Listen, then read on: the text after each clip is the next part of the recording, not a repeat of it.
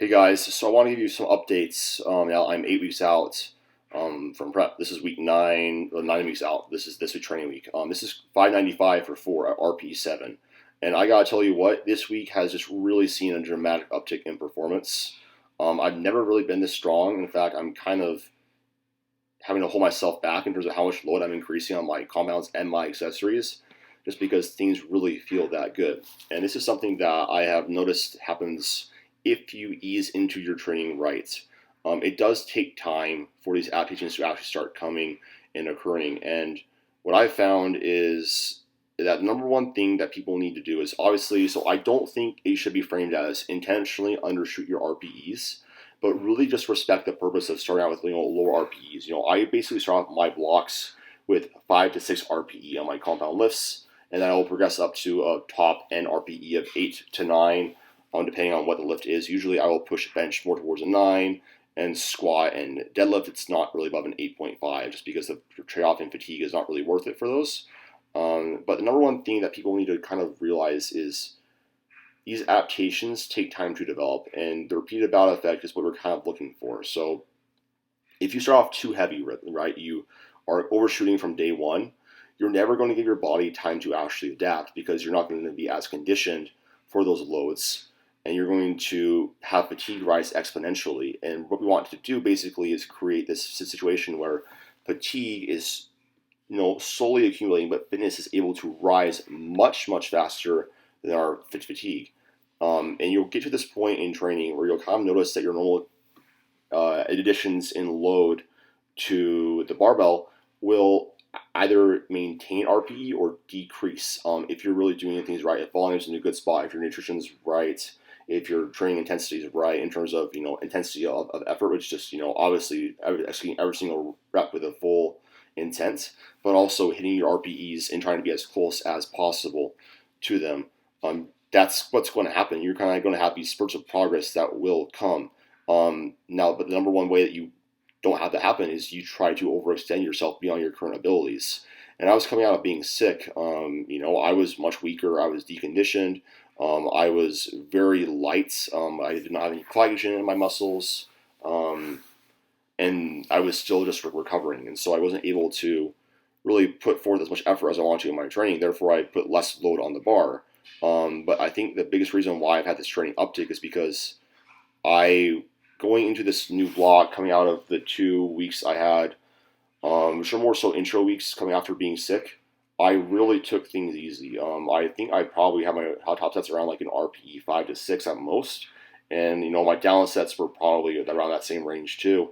What that's kind of allowed me to do is really just have pronounced progress on the squat, bench, and on the deadlift. Like I hit 595 for 4 this week at RPE 7. I've never done that. I was expecting that to be more of a 7.5 to an 8, but it wasn't. On squat, I hit 430 for 3 at RPE 7, and my down sets of 5 at RPE 6 to 7 with 386. And then bench press, I hit 331 for single, and then I also hit 294 or 295 for a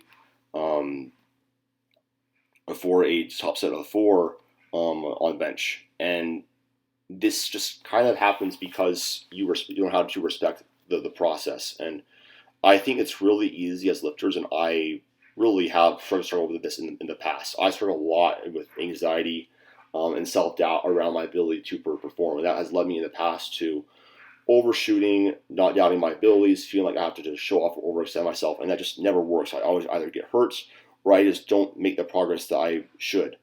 And what I've done differently this block is I was wholly focused on the process. I think that's one thing I really did learn from being sick, is it kind of humbled me to just really respect my body, respect its abilities, and not overextend myself beyond what I'm actually able to hit.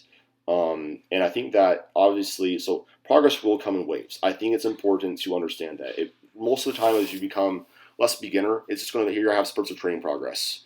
And there's going to be other times where just training is kind of more static, but those are not unproductive periods of training.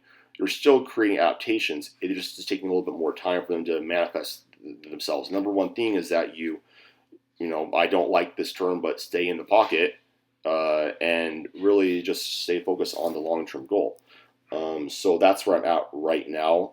I am currently, like I said, 8 weeks out right now from my next meets. My body weight update. So I was gaining about half a pound per week on my current calorie intake. I'm currently eating 4,200 calories right now.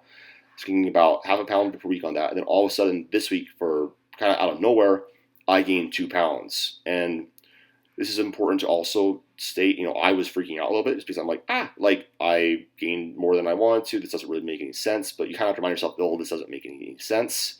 And also look at other things, because the scale is just a tool. It's just telling you how much you weigh. Obviously, as a weight class athlete, it's something you need to pay attention to, because if you're not in your weight class, then you can't compete in that weight class, and that's a big deal. But if you are only focusing on scale weight and not like how is your performance, other measurements like your quads, your arms, your waist, calipers, pictures, um, you're mixing out on a lot of things. And I'm going to show a physique update, but it's all good weight. It's really contributed to my performance, and I'm kind of back up to, like, I think this is the leanest I've been. I'm currently 186. This is the leanest I've ever been. The strongest I've ever been at this body weight. And I still have 8 weeks to keep on building. And I'm really excited for what's to come. So, if you guys are having any sort of weird scale, like wonky fluctuations, don't ignore it, but don't use it as your only tool. Like you guys can see here, obviously this isn't like the best camera work. It's like, I'm probably around 9 to 10% body fat right now. Feeling pretty good with how I look and how I'm feeling. I've kind of found this sweet spot of body fat for me where I feel good. And it's really just around like this 9 to 10% range. I just feel strong. Obviously, I would love to be more shredded, but there's kind of a trade-off with performance and whatnot is what I have found. So it's kind of finding that's a sweet spot, and I honestly feel really good right here. I feel like I'm strong, and my numbers are going up, and I'm getting more jacked. So in cutting fat, like I'll probably do a cut after my meet just for fun, for like 2 to 4 weeks, and just get pretty lean after this period. But yeah, training's going really well. I'm excited to see what I can hit. Next week I'll probably do a training vlog. But yeah, thank you guys so much for watching. If you guys have any questions about my programming or anything I did talk about, please let me know. If you guys are interested in coaching or program, just go to AlanPFSFitness.com, follow me on Instagram, and shoot me a DM. So I'll talk to you guys in the next one.